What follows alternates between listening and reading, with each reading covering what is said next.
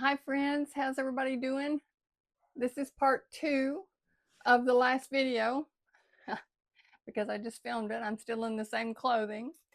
I ended the last video, it was called Immature and Selfish, or Selfish and Immature, and I ended it with a poem by Rudyard Kipling called If, and I read the poem. Now I want to expound a little bit on that. There's a part of the poem I left off of the first video because I want to talk about it in depth right now. The whole poem, I'm not going to read it again, but it's called If, and it goes through a whole lot of life circumstances. And if you can keep your head about you in these situations, if you can remain calm in this situation, if you can rise above this situation, and it goes through a whole list of things that life throws at you, then you will be a man. And let's expand that into an emotionally mature adult, because it can work for women as well. So when it says, if you can keep your head about you while everybody's losing theirs, you have emotional regulation. If you can trust yourself but make allowances for, you understand why people might doubt you, then that's confidence without the arrogance. There's some people who will never want to look at themselves. Oh, you're wrong. I didn't do that. But if someone points something out to me, I'm like, well, let me think about that.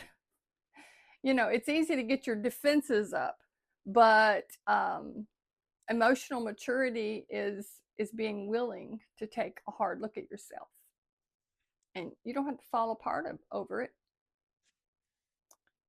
We're all just trying to become better people in the world. At least that's what we should be doing. If you can wait and not be tired of waiting, you have patience. If you can meet triumph and disaster and treat those the same, you have humility and resilience. And truthfully, the people who've had the hard knocks in life are the ones who know compassion and can show empathy for others. If you can bear to hear the truth that you've spoken, even though it's been twisted, then you can rise above the gossip and the lies. I had a student who, I think I've told this story before. She came to me so angry. I'm going to keep taking my glasses off. She came to me so upset because some girl was calling her a whore, telling everybody she was a whore. And I said, well, are you?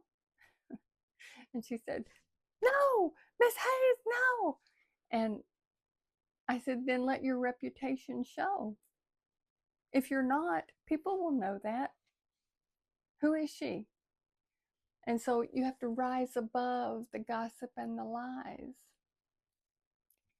This is the one that I really want to focus on. If you can feel the unforgiving minute, and that's living with intention and purpose.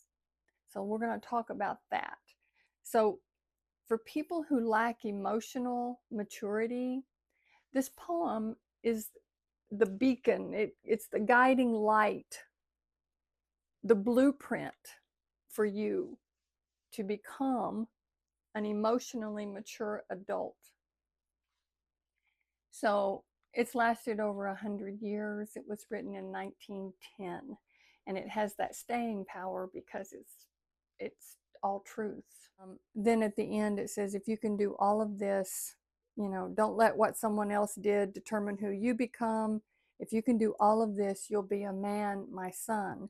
Now, we just said it can apply to women as well, to be an emotionally mature adult in the world. The deeper message, you'll become a person of integrity. It's about being the strong oak tree and not the weeping willow that can bend and sway and be turned. And the tall oak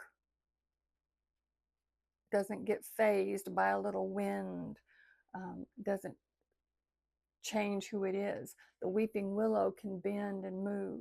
You want to try to be that oak. I always think about Andy Griffith, the Andy Griffith show. He demonstrated that calm, mature adult in the world. Mr. Rogers, Back when we used to have men as role models on TV and father knows best, you know, they were the oak trees of our generation. And then unfortunately, the younger generations got Ted, no, not Ted Bundy, Al Bundy, Married with Children, Homer Simpson, you know, a bunch of buffoons. And we lost our idea of what a man should be. Um, Sad. That's sad. Well, anyway, I'm getting off track. Stay focused on growth and not bitterness. And that's why the poem comes in for couples who are trying to rebuild. If they could both work towards everything that the poem addresses, they can start focusing on growth. And even the spouse who was betrayed has room for growth. We all do. The most powerful line in the poem is the part, I did not address this in my other video, and it says, if you can fill the unforgiving minute with 60 seconds worth of distance run. A minute is 60 seconds, and they are ticking by. Time is unforgiving. It will keep ticking and keep moving. What are you going to do with it? And in this next 60 seconds, that's all we have. What's behind us is behind us. We don't know what, if we have Mitch in front of us. We have the 60 seconds right now. What do we do with it? This 60 seconds links with the next and the next to become an event. And pretty soon the events link to become who you are and your reputation. And so every 60 seconds is a chance to make a new decision. Sounds dramatic, but it's true. Doesn't mean you have to fill every single minute of your life with something, but don't do anything stupid. You know, don't do anything stupid.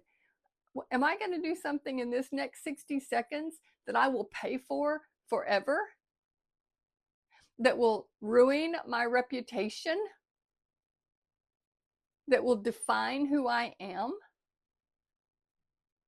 It's all about a choice.